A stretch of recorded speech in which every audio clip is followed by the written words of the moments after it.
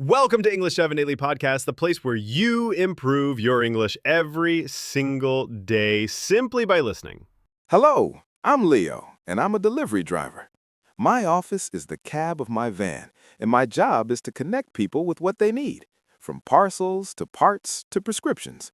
My day is a moving map of the city and its stories, seen from behind the windshield. Let me take you along for the ride. My day begins in the cool pre-dawn stillness of the depot yard, under the stark white glow of floodlights that bleach the darkness. The air is sharp, smelling of diesel and cold concrete.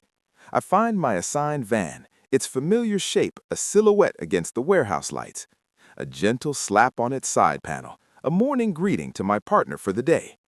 Unlocking the back doors, they swing open with a metallic sigh to reveal the day's first challenge, a dense wall of cardboard, plastic, and paper, floor to ceiling.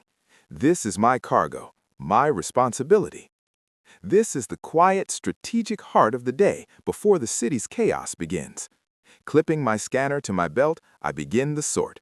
The scanner's red laser dances across barcodes, emitting a series of soft, affirmative beeps. Each beep is a piece of data, a name, a street, a promise. I move with a focused rhythm, building a landscape in the back of the van. Heavy boxes for the industrial park go in first, deep in the belly. Fragile items marked "this way up" are secured along the side. The final stops, the suburbs on the edge of my route, are stacked last, right by the doors. It's a three-dimensional logic puzzle, and solving it now means efficiency for the next 10 hours. As I work, the depot comes alive around me. The grumble of more engines starting, the shouted greetings of other drivers. Finally, I slam the doors shut on my meticulously ordered world. Settling into the driver's seat, the scent of my thermos of strong tea fills the cab. I take a first warming sip, review the route on my tablet, and ease the van into gear. The depot gate opens ahead, the open road and the stories it holds await. The first deliveries have a quiet, hopeful energy, like the city itself stretching and yawning awake. I leave the industrial zone of the depot behind and enter the neat grid of residential streets.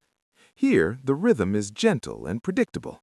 I pull up to a curb bathed in early morning sunlight, the van's engine settling into a patient idle. My movements are smooth from routine. Parking brake, scanner in hand, sliding open the side door to select the right parcel from the front stack.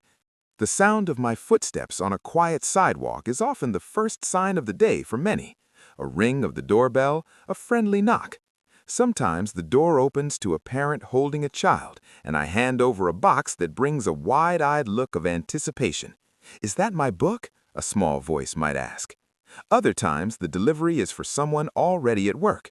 I leave the package in a designated safe spot, capture a photo proof with my scanner, and move on.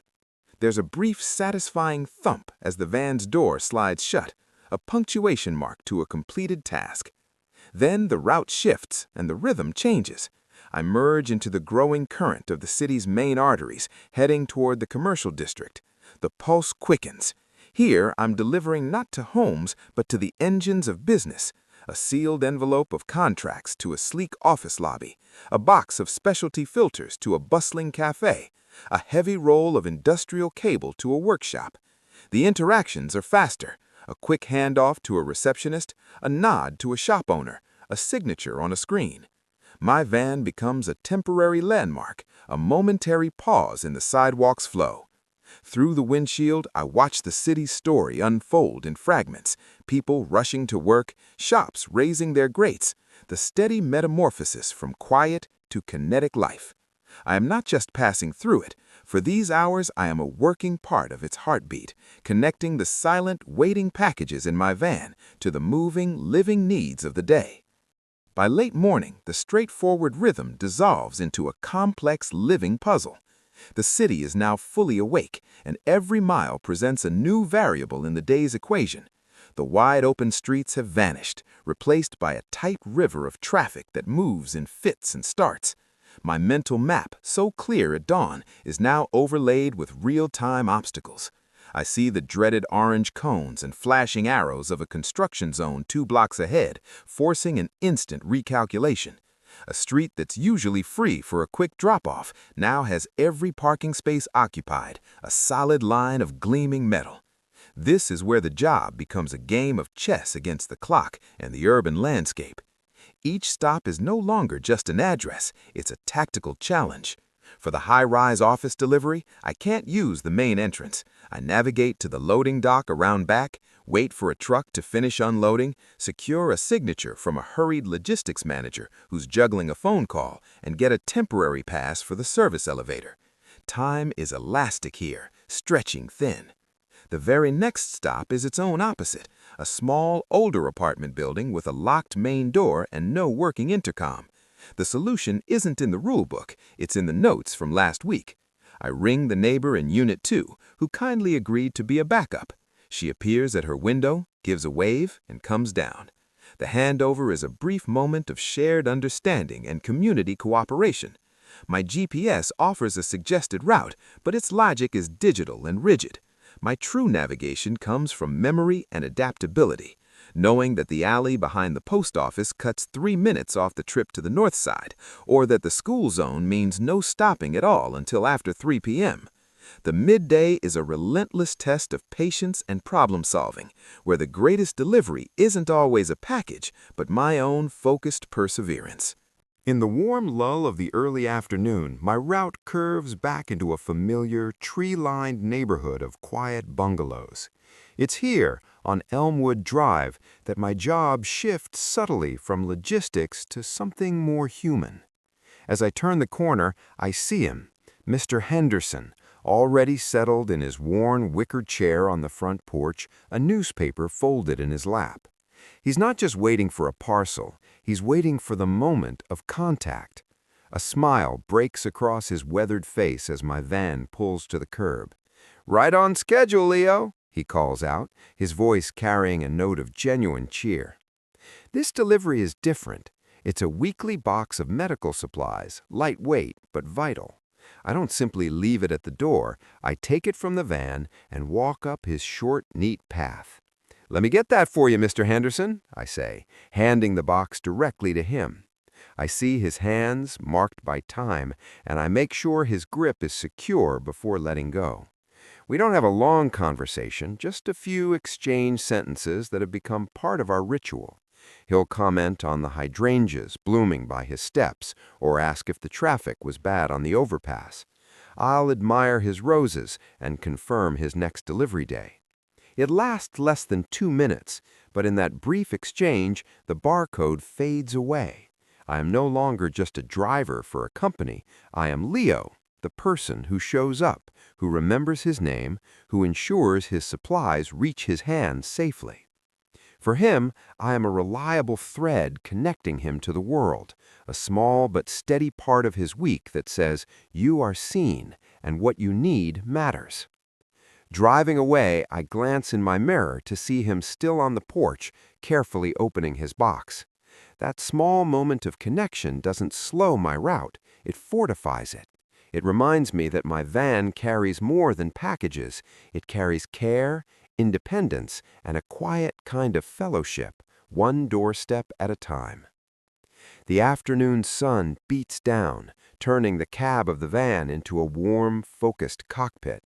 This is the long push, a test of endurance, where the goal is simple, to see the empty floor of the cargo bay. My muscles have settled into the familiar, steady ache of the lift and carry rhythm, a physical mantra of the job. The scanner's beep is a constant companion, a digital heartbeat marking progress. Each delivered box lightens the load, both in the van and on my mind. But a delivery route is a living thing, and it always fights back. Today's first surprise is a bright orange detour sign and the groan of heavy machinery where my planned road should be.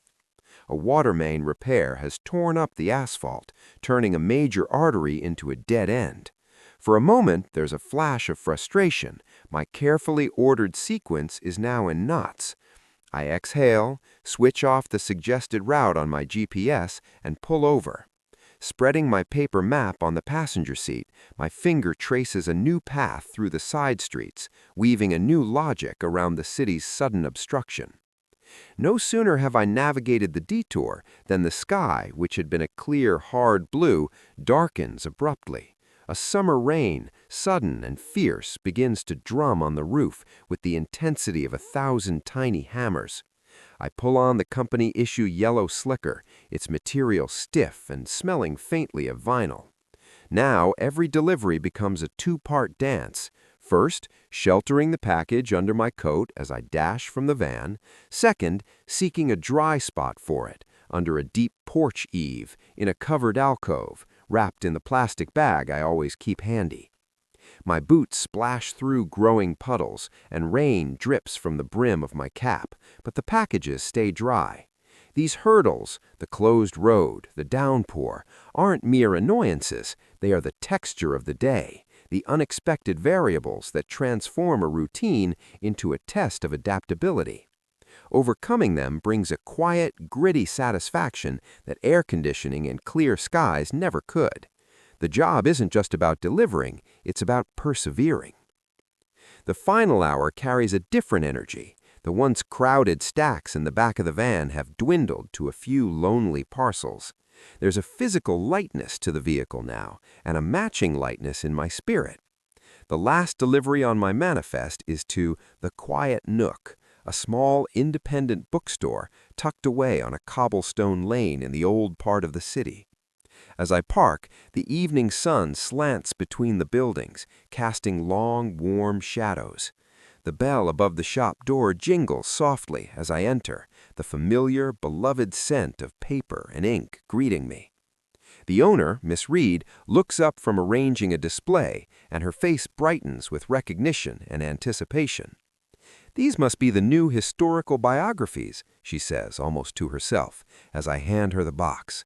She doesn't just take it, she receives it, placing it carefully on the counter and immediately slicing the tape with a letter opener. As she lifts the first book out, running a hand over its cover, her satisfaction is palpable. "My customers have been asking for these," she says, meeting my eye with a smile. "Thank you for getting them here safely." That moment, seeing the direct result of my labor, the completion of a chain that started at a warehouse and ends in the eager hands of a reader, brings a profound sense of closure. The cycle is complete. The drive back to the depot is a quiet decompression. The radio remains off. The only sounds are the hum of the engine and the soft rush of tires on pavement. The city lights begin to sparkle in the dusk, a landscape I navigated, now receding in my mirrors. Back at the depot, I park in my numbered bay.